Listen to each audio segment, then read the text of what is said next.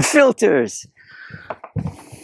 Folks, you know, some of you that have at least watched even one of my videos, you know that I don't have a filter. But today, we're going to be talking about a different kind of filter. Filters.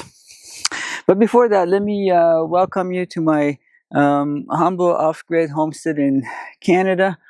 We still have lots of snow around. Even though it's we're well into April, not well into, maybe second week of April.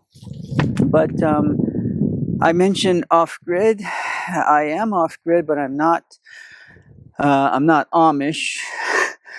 You know, realistic. And so we have a car, and we're trying to have as little impact as we can. But we're realistic enough to know that you can't not have, you know, any power, which were by solar or renewables. You still need. We can't. This is not the time to be.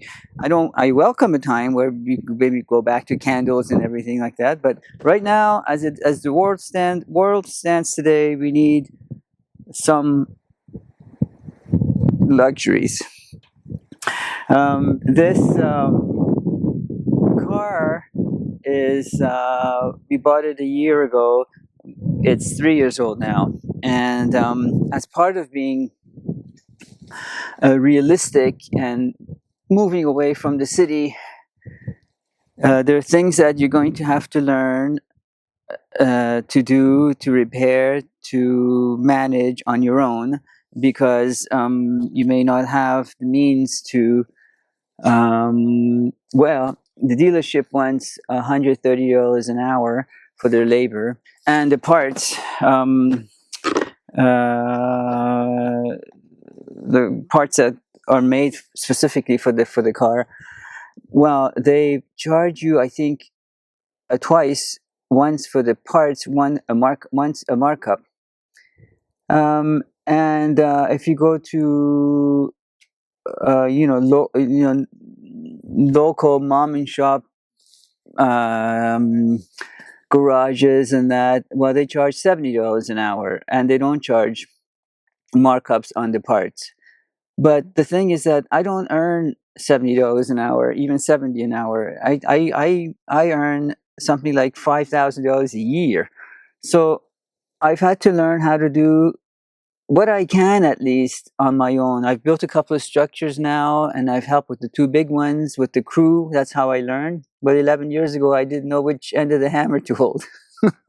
If only that was a lie.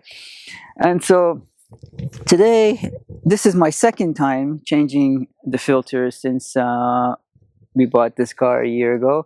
So I change them once a year, and I learn how to do them on my own, and they're fairly easy to do. I mean, I shouldn't have said that. Having said that, it's been a year since I've done it. But most of these filters are basically easily accessible on most cars. Our other car was a Hyundai Santa Fe, and it was easy to do. And I remember from what I remember a year ago on this one, it was easy enough to do. So let's try it again this year. So today I'm going to be changing. I don't want to show you the name. I'm not. This is not a sponsor. None of my videos are sponsored, and the channel is not monetized. So there's no commercials or ads, which translates to I'm not getting paid for any of this stuff. Just for your benefit. So today I'm changing the cabin filter and the air filter for the engine. So I suppose depending on where you live, how dusty, how polluted the air is or whatever, you might want to change it more often or less often. I don't know. I change it once a year. So was it Queen Elizabeth, Queen Mary? One of these queens that said, I take a bath once a year, whether I need it or not. So I change the filters once a year, whether I need it or not. So let me change the angle of the camera. Yeah, and then I'll take you in and then I'll move it as I need to. I wish I had a cameraman, and so you can see maybe better anyway what I'm talking about. So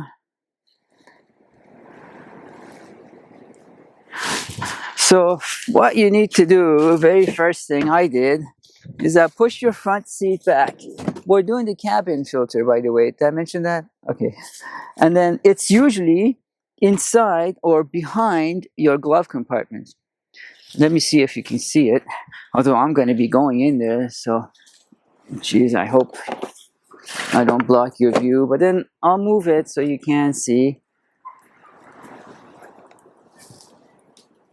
We have a forest school here. I'm hearing kids. They're probably getting ready to go home. It's knowledge, art, nature. So they do 30% outside, 30% knowledge, you know, whatever, right, regular school, and 30% nature. So they're doing their nature part. Here they come. Huh. Anyway, you'll hear them. Otherwise, we have no other sound. Today is a bit windy. You'll hear the sound of the wind, but okay, let's go in. First of all, you open your glove compartment and, you know, get rid of all this junk that you have here accumulated.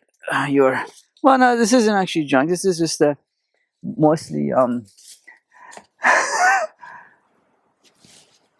hey, kids. So now the glove compartment's empty, and there's a very first thing. There's a pinchy thing, you know, that you pinch it and it expands or makes it smaller. So that the very first thing is something that was holding it down. That's out of the way. Push that out of the way. So now it's just ready to be detached. This whole lid, this whole door has to come off. It's not that hard to do from what I remember, but let's see if I can do it. Again.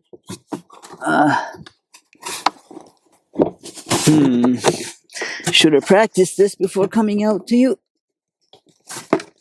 Oh. How was this? Was this easier last time? Last year? I don't know.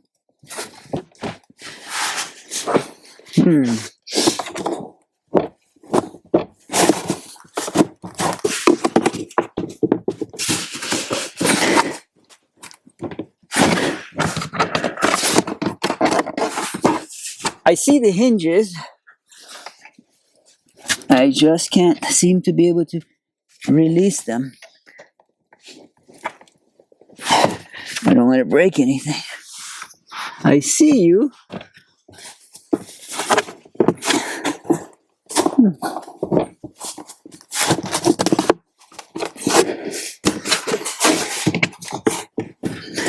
Boy, this was easier last year. I might have to take my jacket off.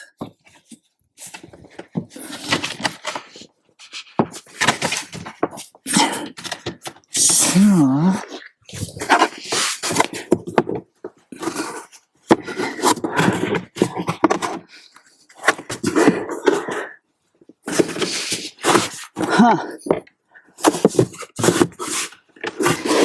honestly, this was easier last year.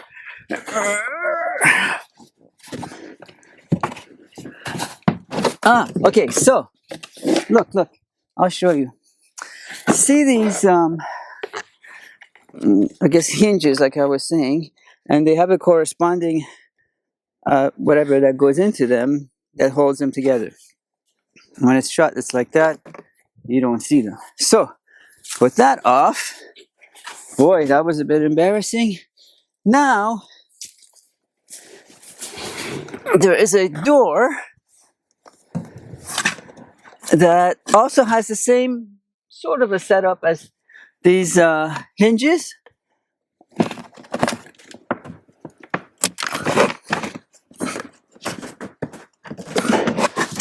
I think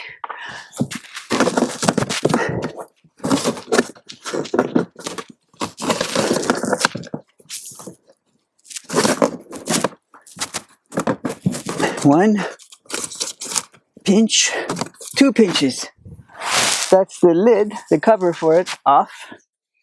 Leave that down. And now I can see the filter. It's white, so you can see it. Everything else is black. You just slide it out. Let's see how bad it is. Actually, it's not too bad. Can you see? I mean, there's stuff in there. You know, like some people, what they do, if you really can't have access to, don't have access to the filters, what you could possibly do is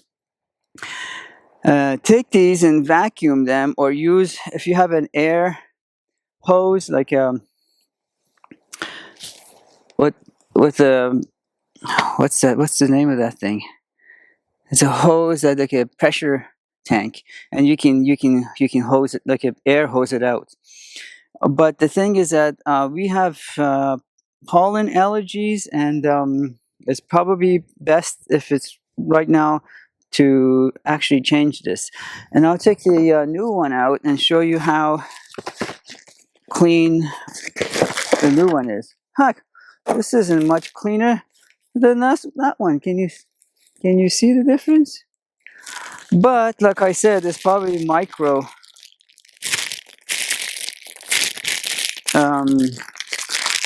bits and pieces that are in there that you can't see, but you'll be able to smell and breathe. And by the way, I should have mentioned this. For the two filters, for the engine filter, gas filter, whatever, air filter for that, and this cabin filter, I pay $55 Canadian, including tax, and that's another 15%.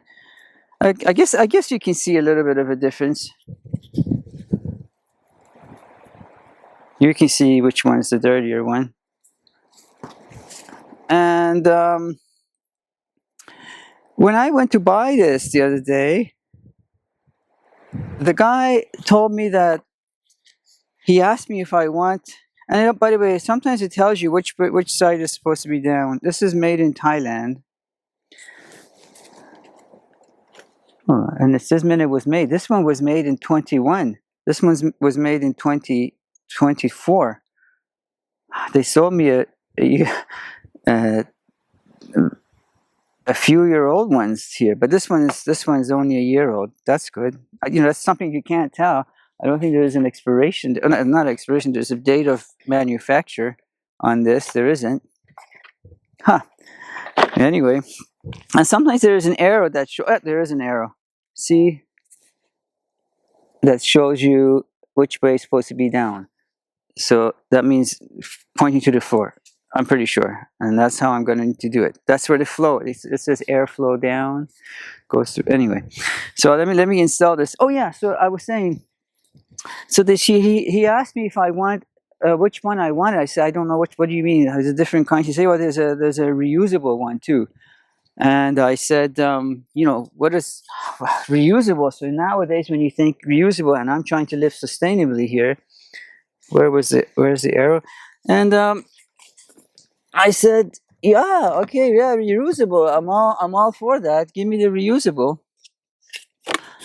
Let me not get distracted and figure out how I add this in before coming back to you.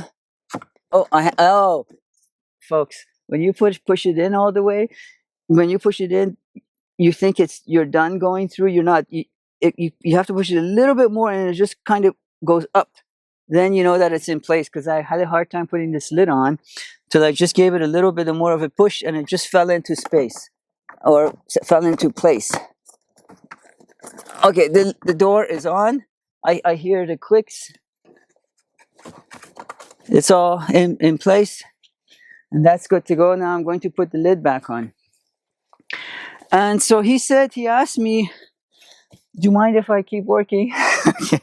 He asked me, so I'm just going to do the reverse. I'm going to put these hinges on the bottom here, if you can see, and then I'll proceed with putting this. This is what you see, it comes out. This is the pinchy thing that pinches onto this side here. Might as well show you.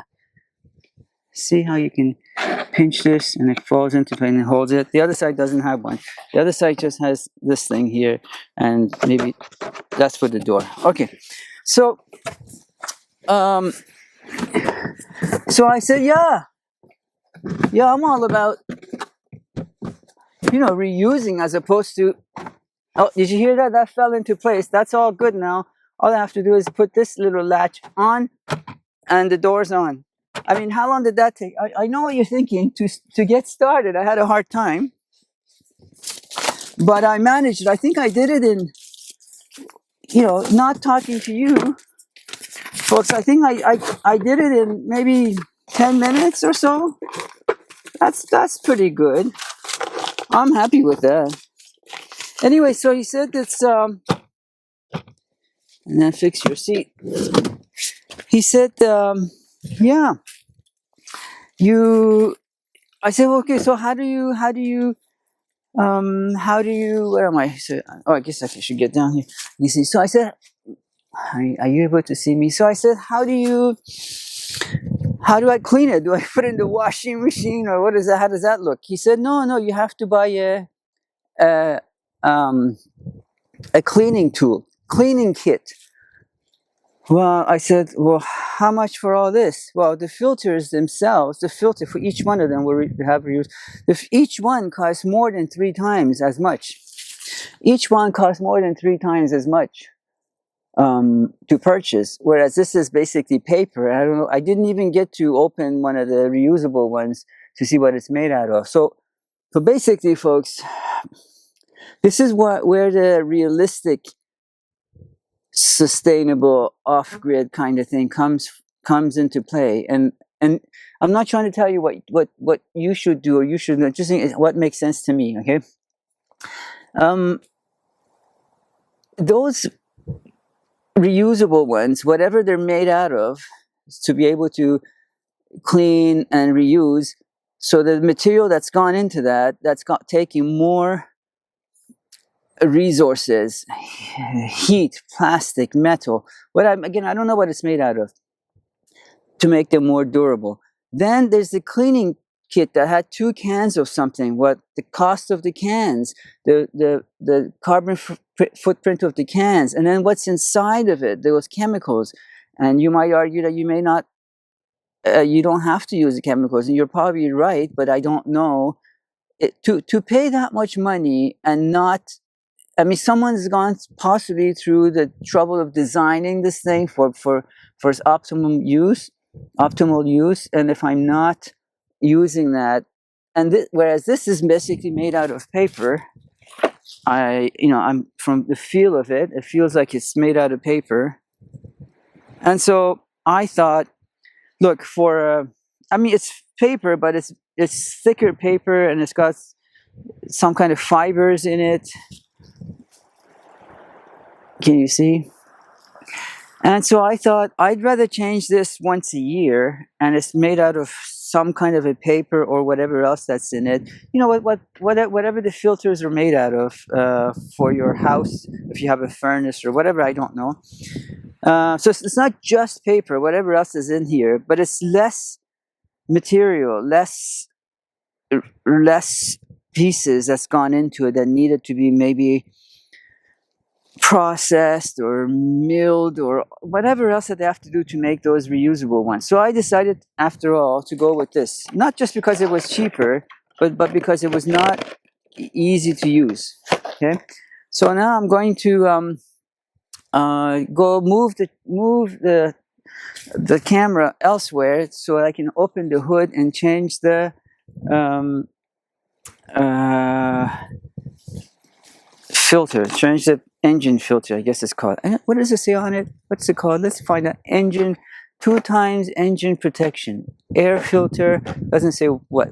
Anyway, folks, for those of you who have a similar car as me, this Subaru, if Subaru is listening even, while I've got you, a couple of things that I wish they would do differently. There was this same car when it was older, 10, 15 years older, that black cladding that you see at the bottom of the car, that went almost halfway up the door.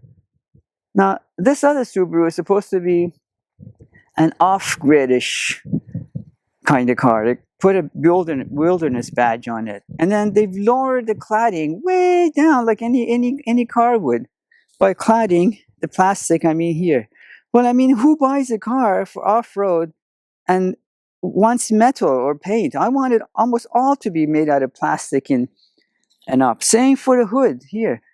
All the white that you see in other cars will be different color. Instead of that whole front should be black, because you're going to be going through places and things that are not friendly to paint.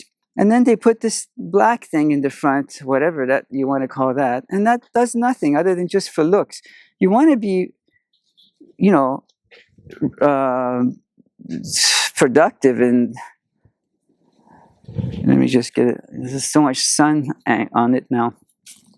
Is you would make that black plastic sticker that you see, first of all, horizontal, and to cover the front of the car to deal with the chips, stones that you get bombarded with in the highway, because again, this is not a car for the city. Okay, that's it for now. Let me open the hood and I'll come back.